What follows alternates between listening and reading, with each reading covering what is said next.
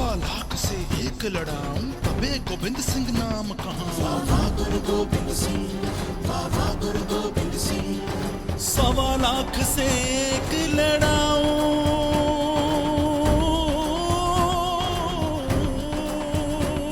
बाबा गुरु गोविंद सिंह। 1.25 से एक लड़ाऊं तबे गोविंद सिंह नाम कहां। बाबा गुरु गोविंद सिंह, बाबा गुरु गोविंद सिंह, बाबा गुरु गोविंद सिंह।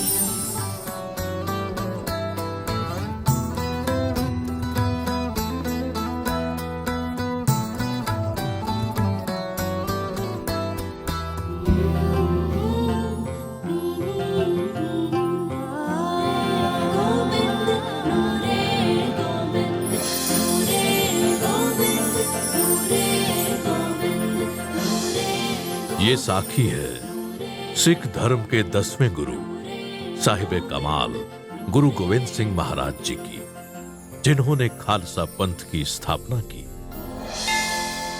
पंडित शिवचंद पटना शहर के विख्यात पंडितों में से एक थे। रोज सुबह गंगा स्नान करने के बाद वो घंटों ध्यान लगाकर भगवान राम का सिमरन किया करते थे।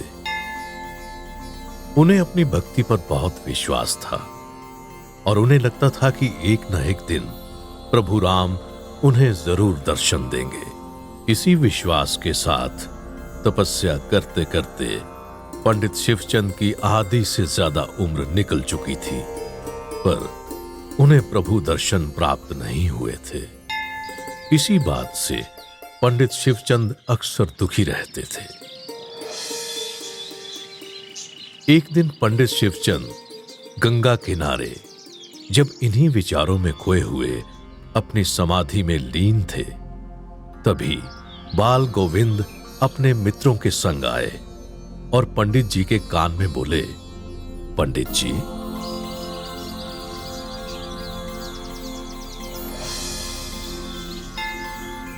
पंडित जी ने जैसे ही अपनी आंखें खोली तो उन्हें साक्षात प्रभु राम के दर्शन हुए। पंडित जी ने अपना शीश गुरु जी के चरणों में नतमस्तक किया और अपने आप को उनके प्रति समर्पित कर दिया।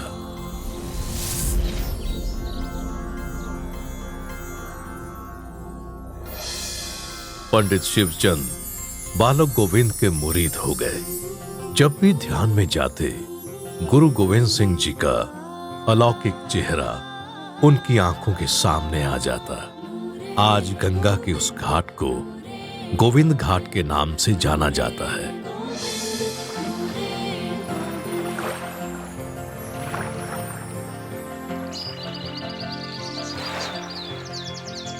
बालक गोविंद बचपन से ही बड़े तेज और हिम्मत वाले थे। 5 वर्ष की आयु में उन्होंने तैरने में महारत हासिल कर ली थी। बालक गोविंद को गंगा में तैरना बहुत पसंद था।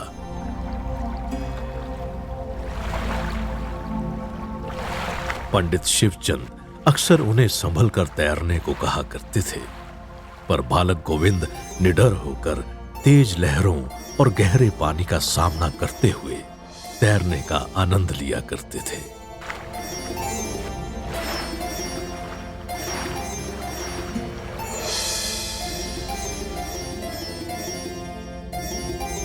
एक दिन राजा फतेह चंद और उनकी पत्नी गंगा के किनारे पंडित शिवचंद को मिलने आए। राजा के पास दुनिया के सभी सुख साधन थे, परंतु वो औलाद के सुख से वंचित थे। राजा और रानी ने पंडित जी से औलाद के लिए प्रभु से दुआ मांगने को कहा।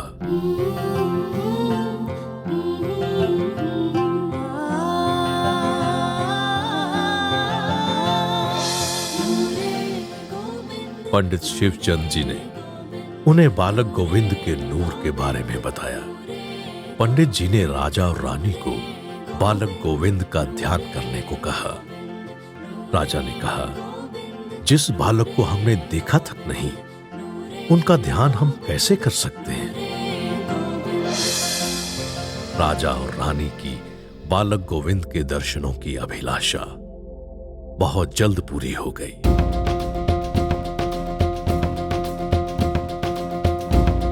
एक दिन बालक गोविंद अपने मित्रों के साथ राजा फतेह चंद के घर बिना बताए पहुंच गए। उस वक्त राजा और रानी दोनों ध्यान मुद्रा में थे और रानी औलाद के लिए दुआ मांग रही थी।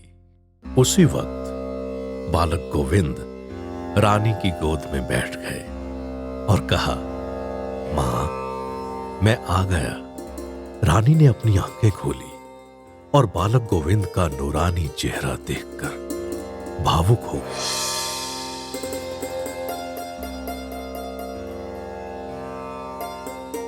बालक गोविंद ने रानी से कहा, मां, हमें भूख लगी है, हमें कुछ खाने को दे। रानी जब फल और मिठाई मंगवाने लगी तो बालक गोविंद ने कहा कि वो फल और मिठाई नहीं बल्कि मां के हाथ की पूरी और छोले खाएंगे। ये सुनकर रानी बहुत खुश हो गई। बालक गोविंद ने रानी के हाथों से खाना खाया।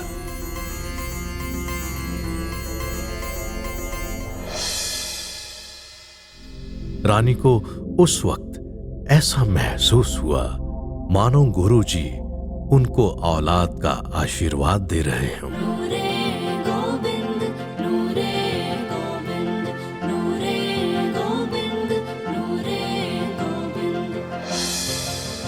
उस दिन के बाद बालक गोविंद राजा और रानी के घर अक्सर अपने मित्रों के साथ आते रहते थे। उन्हें वहां का बगीचा बहुत पसंद था। बालक गोविंद उस बगीचे में अपने मित्रों के साथ सारा दिन खेलते रहते और वहां पर पेड़ पौधों को पानी देते और वहां के माली की भी मदद किया करते थे। बालक गोविंद को ये सब करते हुए बहुत आनंद प्राप्त होता था।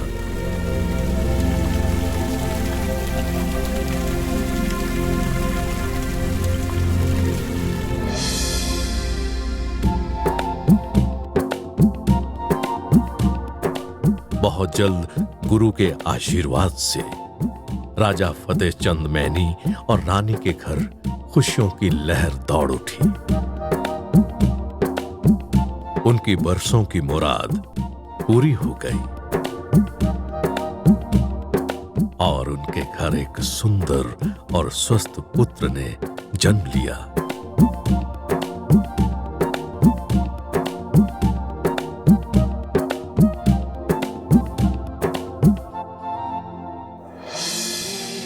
जब बालक गोविंद पटना छोड़कर आनंदपुर साहिब जा रहे थे तब राजा ने अपने उसी घर को गुरुद्वारा बना दिया। आज उस गुरुद्वारे को मैनी संगत के नाम से जाना जाता है।